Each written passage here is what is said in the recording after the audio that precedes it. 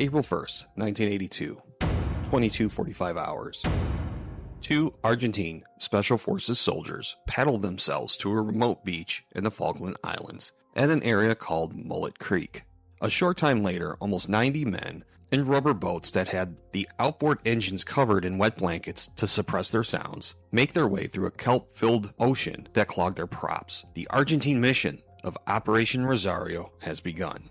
One group of the 90 men started their way to Moody Brook. This was an older compound that housed the Royal Marines of Naval Party 8901. The other group of Argentine commandos navigated their way towards the UK's center of government on the islands, which was a building called Government House, or GH. This was near the town of Stanley, which was the most populous village in the Falklands. Hold your position, go grab that drink, because today you're going to learn about some events that for years had been covered up by both the UK and the Argentine governments. You're going to learn about a battle which in many books and other sources has been called a skirmish or a token defense, with the Royal Marines not putting up much of a fight against the invading forces. Make sure to hold tight also because we're going to learn about parts of the story that still remain a mystery even to this day. The commandos made their way in the dark, and the first group of commandos took up a position around the barracks at Moody Brook. Before the start of this mission, the Argentine forces starting the invasion had been ordered to avoid casualties of both the Royal Marines and civilians. Years later, this order may not have been given, and this is still a point of contention. At 06:05 hours, on April 2nd, 1982, the first shots of the invasion rang out in the early morning darkness. The commandos fired warning shots and threw in tear gas and flashbang grenades. An Argentine commando who spoke English yelled for the Royal Marines to come out with their hands up to avoid any more casualties. No one responded. The barracks were fired on, and then the commandos entered the barracks. The Royal Marines were nowhere to be found.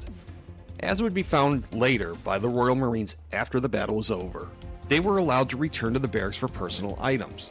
All the Marines who returned all agreed. The barracks didn't appear that they were trying to avoid casualties. They were shooting to kill and used more than just non-lethal grenades. This was seen and heard by the Royal Marines and civilians in Stanley. At this point, the men of NP 8901 knew that the invasion was on. The nervousness of waiting was over. Under the command of Major Norman, he had placed the Marines in certain positions around beaches and other key areas he and others thought the invasion forces would come. The Royal Marines were also joined by sailors from the HMS Endurance and one former Royal Marine, bringing their total numbers to 70. Along with them was more men who volunteered to fight as part of the Falkland Islands Defense Force, or FIDF, and they were placed around other positions near Stanley. They were given very old weapons and didn't engage the enemy forces, which was a good call by their commander, Governor Rex Hunt. After Moody Brook was engaged, some of the Royal Marines were told to reposition themselves, and some made their way to Government House. Government House was a major target for the Argentines, along with the Governor Rex Hunt, who refused to leave. Around this time, the Argentines brought in their naval fleet closer to the islands. The Argentine tank landing ship Cabo San Antonio opened its doors and launched amphibious armored personnel carriers model LVTP-7, or commonly called Amtrax.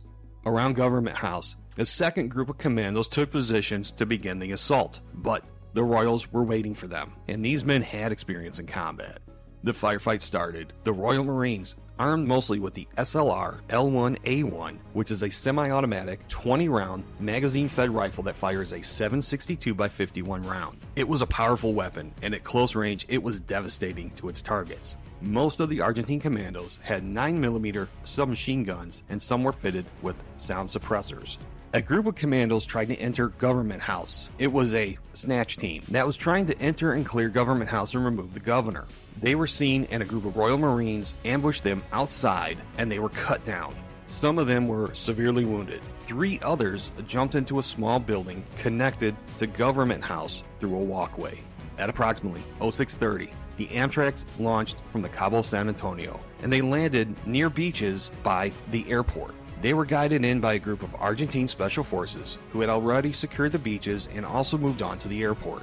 The first group of 4 Amtrax made their way inland, with another group of 11 following them. The Royal Marines had pulled back closer to Stanley and covered the airport road, which went over an isthmus towards the main island. They set up a position with GPMG or machine guns, SLRs, 66mm Law anti-tank rockets, and an 84mm Carl Gustav portable recoilless rifle. The Amtrax had a crew of 4 and could carry 21 troops. It was armed with either a 40mm grenade launcher or a 50 cal M2 machine gun. The Amtrax carried Argentine Marines and infantry from the 25th Infantry Regiment. The Amtrax entered into a part of Stanley called White City. The Royal Marines opened fire on the Amtrax. As they had been trained before, the Amtrax drove off the road to each side. Now the Royals opened fire with the Law rockets and a Carl Gustav onto the Amtrax. This account has different stories of the events between the two opposing forces. In the past, many new witness statements and physical evidence seemed to side with the Royal Marines. One of the Amtrax was hit with a Carl Gustav round and then a Law rocket. It burst in flames and started smoking. The Royals kept laying fire onto the Amtrax, and now the Marine and soldiers began deploying out of the back of them. The Royals, knowing that the Argentines, who outnumbered them, were setting up heavier weapons with the Amtrax firing on them, they broke contact and began to pull back to Stanley and towards Government House.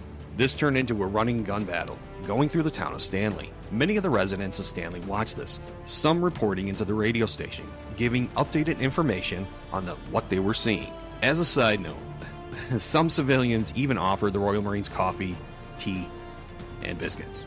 While the battle ensued through Stanley and at Government House, another ship began its journey from the Argentine fleet, heading to Stanley through an area called the Narrows. This was an LCVP, or Landing Craft Vehicle Personnel, or commonly called the Higgins boat. These were the same type of boats used in World War II by the Allies in operations such as D-Day or across the Pacific Theater. The Higgins boat made its way through the water, and while going through the Narrows, it exploded. It turned over and sank into the cold water of the Narrows.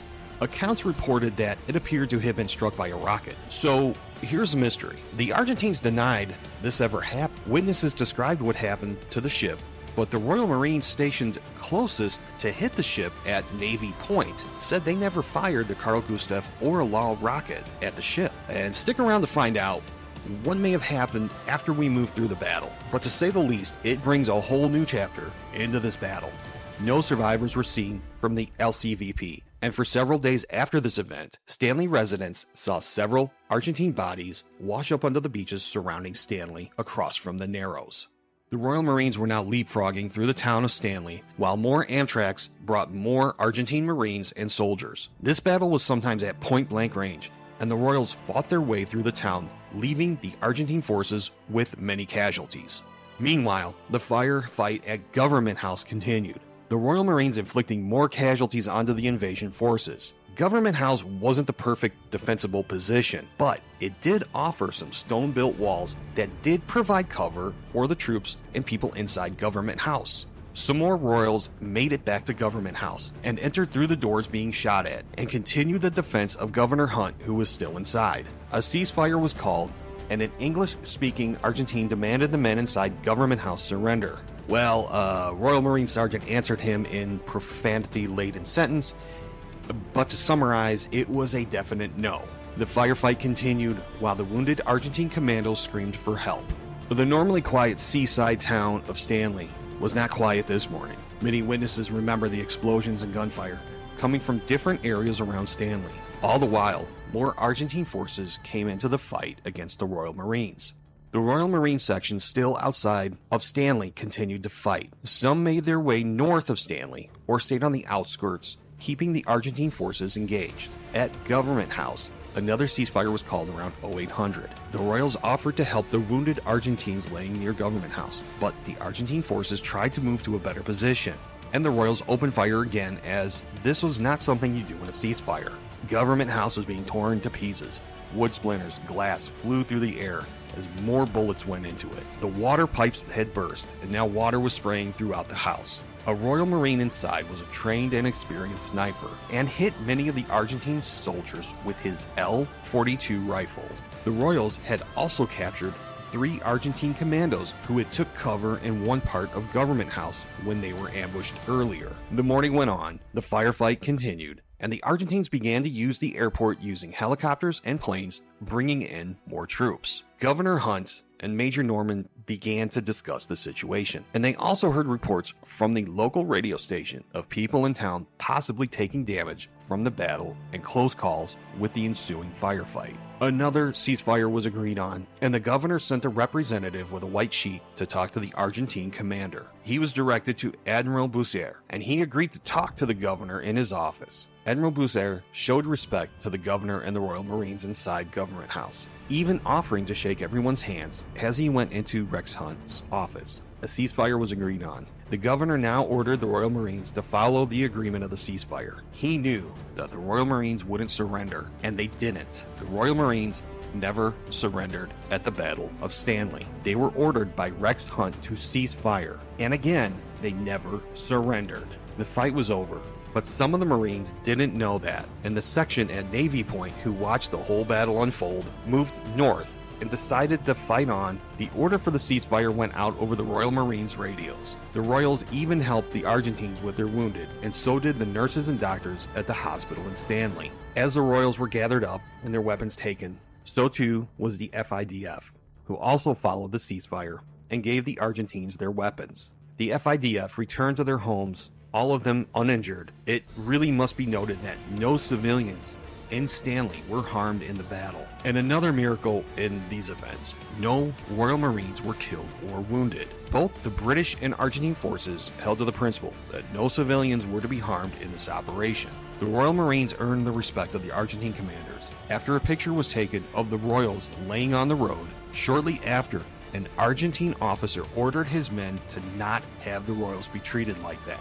One thing was clear, each side held a respect towards each other. Two elite and professional forces had just fought each other. The Royal Marines, being outnumbered, without support, and definitely facing superior firepower, gave the invasion force a battle that they didn't expect. As the day went on, the Royal Marines in Stanley and Government House, along with Governor Rex Hunt and his family, were flown off the island to Argentina. After that, they were taken to Uruguay, then a few days later to the UK. Royal Marines in Section 4 moved farther north on the island, finally seeking shelter in a remote homestead, and after talking to the family which helped them, it was decided they would abide by the ceasefire, and the Argentines were contacted. These Royal Marines were not treated as good as the others, but after being held as POWs for a short time, they were returned to the UK unharmed. But one of the many questions that still remains unanswered, what happened to the LCP or the Higgins boat? Several mystery men were seen before and after the invasion, some even seen by the Argentines armed forces on the island. While not confirmed from an official source with the UK government, other reliable sources have said that the SBS, or Special Boat Service, had men already in the Falklands before the invasion. Some speculation is that a British submarine may have been spotted by several Falklands residents, and the SBS was sent to the islands covertly. If this is the case, did the SBS help out a little and take out the Higgins boat in the Narrows? Many years later, the Higgins boat was lifted out of the Narrows by the Royal Navy and left on the shore. Saw and photographed by many residents, the Higgins boat had a hole in it about the same size as a rocket fired from a Carl Gustav. The Battle of Stanley was kept secret by both the Argentine and UK governments. Both sides used the battle to try and sway international opinion to support their side. The Royal Marines were ordered to keep the details of the battle secret. No congratulations, hardly a handshake, and no official recognition for the incredible fight they gave the invasion forces. The Argentine junta government at the time, almost at once, began covering up the wounded and dead from this battle. Even to this day, the bodies and whereabouts of many Argentine soldiers has been swept over, and many families are still seeking answers. Some residents of the Falklands after the battle said many of the bodies around Stanley, and some that washed up on shore, were taken to a remote island, and the Argentine Air Force bombed them with napalm. The exact number of killed in action and wounded has never been officially released. A picture was published of a section of the Royals on the ground with an Argentine commando watching them. This picture was blasted all over the world and proved to be a gift that the Argentines gave the British, who gained support for the retaking of the islands. This operation was named Operation Corporate. Through the years, the story of the Royal Marines' battle against the invasion forces has been covered up. Even today, sources still state that NP 8901 surrendered. It was a token defense, but as we all know, this was not the case. The Argentines definitely had their hands full, and they were given a fight that should have previewed what was to come when the British returned in Operation Corporate. NP 8901 didn't surrender. Thank you for joining me. Please don't forget to like, subscribe, and share with other people who enjoy this kind of content.